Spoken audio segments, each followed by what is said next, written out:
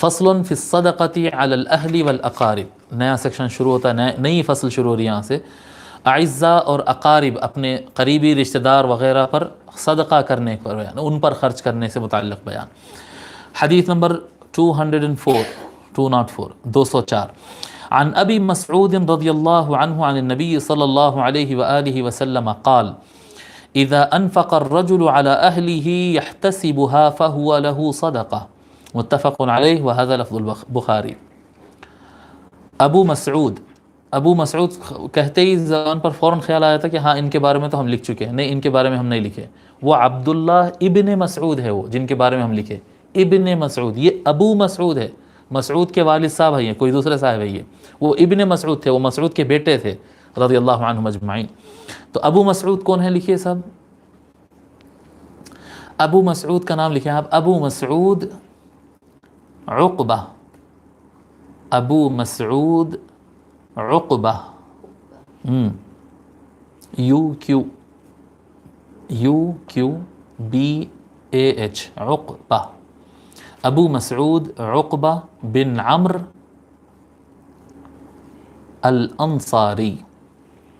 ابو مسعود عقبہ بن عمرو الانصاری۔ ان کی شہرت اگر اسماء الرجال وغیرہ میں اگر تلاش کرنا ہے تو ان کا نام مشہور ہے ابو مسعود البدری، ان کی شہرت والا نام یہ ہے ابو مسعود البدری، اس نام سے تلاش کریں گے تو ملیں گے، ورنہ کوئی اور حضرات نکلیں گے۔ ابو مسعود البدری، البدری بولے تو یعنی عام طور پر صحابہ کرام میں بدری ان کو کہتے ہیں جو جنگ بدر میں شریک رہے، ان کا درجہ بہت اونچا ہوتا، لیکن یہ وہ بدری نہیں ہے،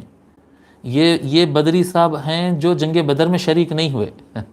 ان کو بدری اس لیے کہتے ہیں کیونکہ وہ جنگ بدر کہتے ہیں، وہ پلیس کا نام بدر ہے جہاں پر جنگ ہوئی تھی، یہ وہاں کے رہنے والے تھے، یہ جیسا بصرہ سے بصری ہوتا ہے اور ہندوستان کا رہنے والا ہند کا رہنے والا ہندی ہوتا ہے، قطر کا رہنے والا قطری ہوتا ہے، اسی طرح سے یہ بدر کے رہنے والے بدری تھے، جنگ والے بدری نہیں تھے یہ۔ تو ابو مسعود البدری آپ کی شہرت ہے اور آپ وہاں کے رہنے والے تھے، بیعت العقبہ میں آپ شریک رہے، یعنی انصار میں سب سے پہلے اسلام قبول کرنے والے، حضور صلی اللہ علیہ وآلہ وسلم کے ہاتھ پر اسلام قبول کرے تھے جو مکہ جا کر آقا کے تشریف لانے سے پہلے، تو ابتدا میں اسلام قبول کرنے والوں میں سے ہے انصار میں، اور بعد کے دور میں آقا علیہ الصلوۃ والسلام کے بعد جب زمانہ خلافت راشدہ آیا تو آپ مولا علی کے آدمیوں میں مانے جاتے ہیں، اصحاب علی میں آپ مانے جاتے ہیں، مولا علی علیہ السلام کے لوگ میں آپ مانے جاتے ہیں، لیکن مولا علی علیہ السلام کے ساتھ آپ کسی جنگ میں شریک نہیں رہے، کیونکہ مولا علی علیہ السلام جب کبھی جنگ کے لیے جاتے، صفین وغیرہ میں جنگ کے لیے جاتے، تو کیونکہ کیپٹل سٹی چھوڑ کے جانا ہوتا تو مولا علی علیہ السلام ان کو اپنا نائب اور گورنر بنا کے جاتے تھے شہر میں، اب آپ میں جب تک نہ رہوں آپ یہاں کے رسپانسبلٹیز سنبھالنا، اس طرح سے کوفہ کے آپ کو کیا کہتے ہیں گورنر بنا کر مولا علی علیہ السلام جاتے تھے جنگوں پر، اور آپ کا وصال 41 ہجری میں ہوا،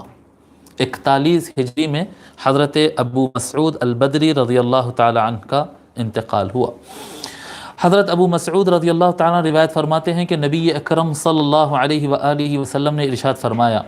اذا انفق الرجل على اہلہ یحتسبها فهو له صدقہ، فرماتے یہ دیکھیں اسلام میں بہت بڑی نیت بہت